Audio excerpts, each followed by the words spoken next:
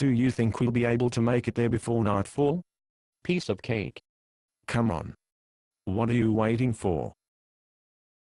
East is this way. Up. Why are you looking back? Did you drop something? No. We're on the high ground. It's time to make a course correction. We don't need to make a course correction. We've been heading east all day. Are you sure? Every time I've looked at my compass, we've been heading east. Exactly east? Well, pretty much. Even if we're only 2 or 3 degrees off, we could miss our destination by miles.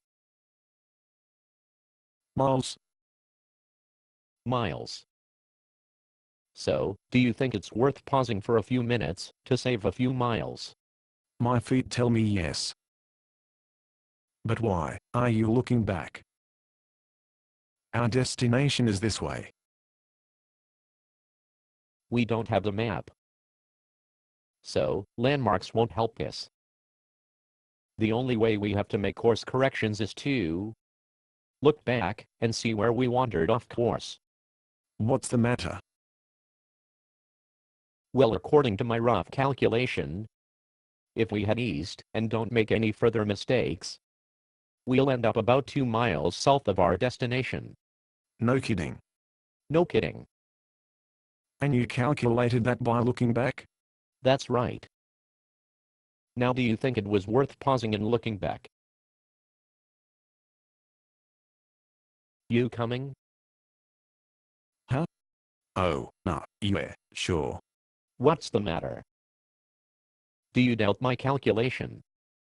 No. You just got me thinking. About what?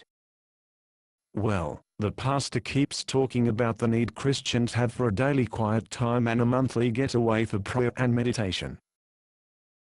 I never really saw his point, until now. What point do you get from a compass? Not from the compass.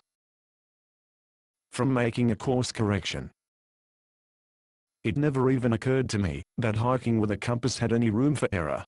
And that translates to a daily quiet time, how? Looking back. The secret is looking back. You know where you want to go. But you don't even know if you're off course, unless you look back occasionally to make a course correction. I still don't understand. Well, we are on high ground now, so we can look back and see where we've been. But back there, on low ground, we didn't have much visibility. Looking back at the low spots from the high ground, we can see where we got off course.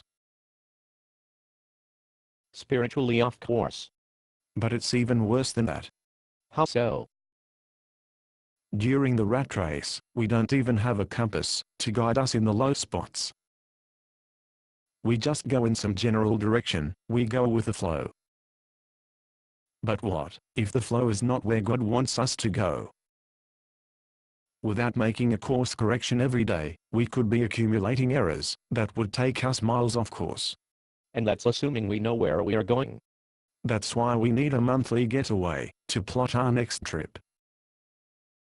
If we don't have a firm destination, we have no direction.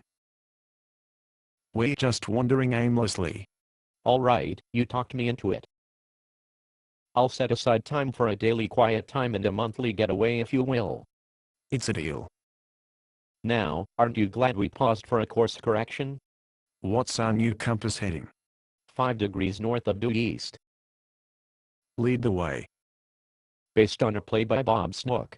Conditions for use: do not sell any part of this script, even if you rewrite it. Pay no royalties, even if you make money from performances. You may reproduce and distribute this script freely, but all copies must contain this copyright statement.